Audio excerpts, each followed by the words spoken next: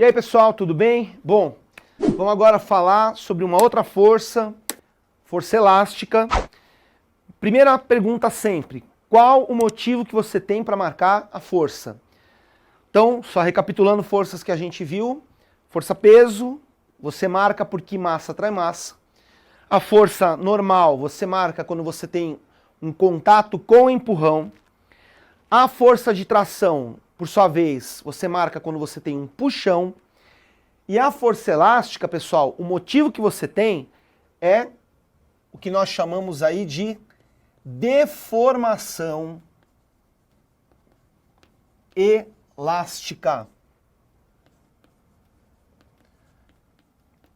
Então você vai marcar a força elástica sempre que você tiver um tipo de deformação chamada deformação elástica.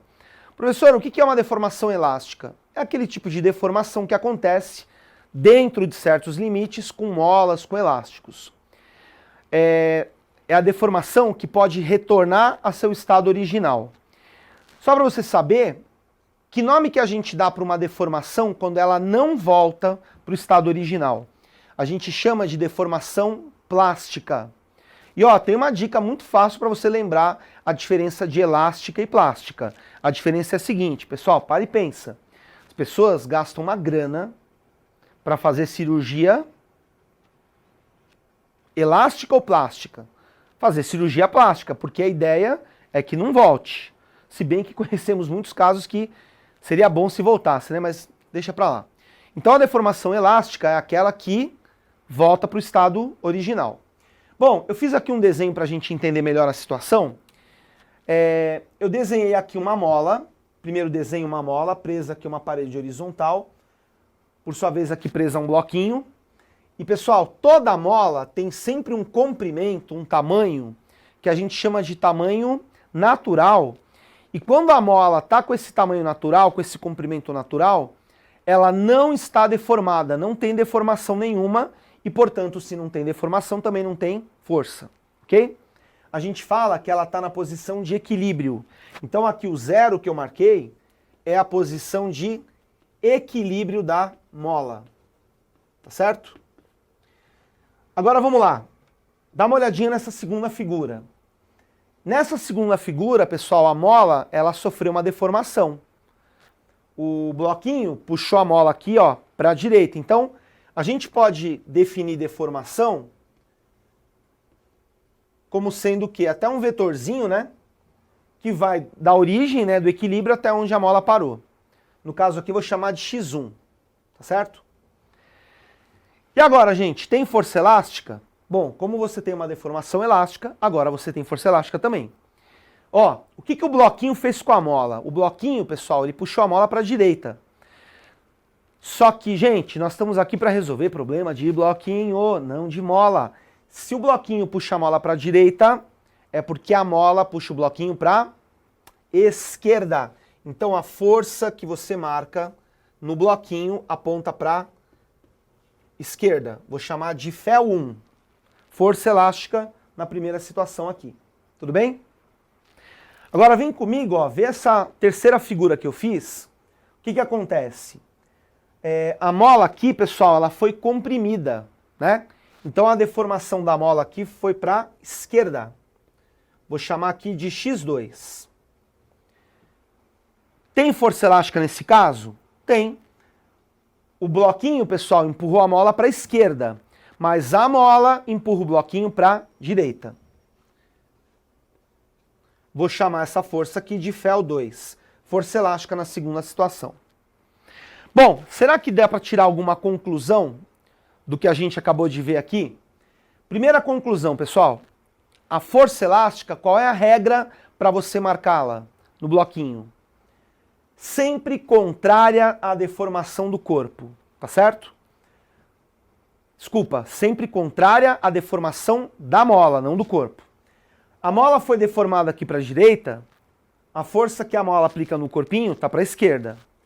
Aqui a mola foi deformada para a esquerda, a força que ela aplica no bloquinho está para a direita. Então a primeira regra aqui, pessoal, da força elástica é sempre contrária à deformação da mola. O que a gente pode pensar, em outras palavras, da seguinte maneira. Você já deve ter ouvido falar que para você entender bem uma coisa, você tem que se colocar no lugar dessa coisa. Então eu te pergunto, em algum momento da sua vida você já pensou em ser uma mola? Quais os seus sentimentos? Quais suas vontades? Quais seus gostos? E aí, pessoal, você percebe que o sonho da mola, na verdade, é o mesmo sonho de todos nós, que é qual? Ganhar na Mega Sena acumulada, passar no vestibular. Não, pessoal. O sonho da mola é ficar no equilíbrio. Então, sempre a força que a mola aplica no bloquinho é no sentido de voltar para o equilíbrio. Pode ver.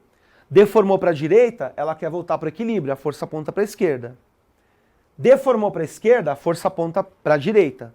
O sonho da mola é sempre voltar para o equilíbrio. A força elástica sempre aponta para a posição de equilíbrio da mola. Por isso que a gente fala que a força elástica é uma força restauradora. Restauradora do quê? Do equilíbrio. Ok? Bom, para marcar você já sabe, contrário à deformação, o sonho da mola é voltar para o equilíbrio. Agora, gente, para calcular a força elástica, a gente vai fazer essa formulinha aqui, ó, que é conhecida como lei de Hooke.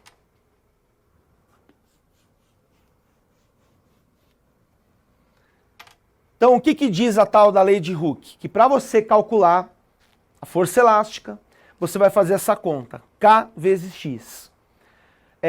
Cuidado, pessoal. O que é o Fel?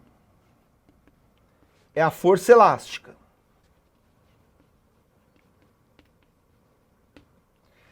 Esse K que apareceu aqui é o que nós chamamos de constante elástica da mola. Constante elástica da mola, pessoal, é um parâmetro que vai servir para mostrar se a mola é mais dura ou se ela é mais xoxolenga, se ela é mais molengona. De tal maneira que quanto maior for o valor do K, vou até colocar aqui para vocês, ó, quanto maior o K, significa que mais dura será a mola.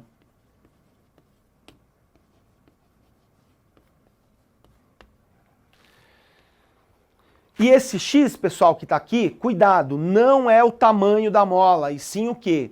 A deformação, tá certo? É o quanto você tirou a mola da posição de equilíbrio. Então aqui o X é a deformação da mola. Portanto, lei de Hooke fala que força elástica é a constante elástica K vezes a deformação X. Só para a gente finalizar, falar aqui um pouquinho sobre as unidades, sistema internacional. Força a gente calcula em newtons. A deformação no sistema internacional é em metros. E como toda equação da física, o que tem de um lado é igual ao que tem do outro, para ficar igual dos dois lados a unidade da constante aqui tem que ser o quê? Newton por metro. Se bem que eu vou falar uma coisa para vocês, é muito comum aparecer o K sendo dado em newton por centímetro. A rigor não tem problema, pessoal, desde que você coloque o X também em centímetro. Ok? Obrigado, gente. Valeu. Tchau.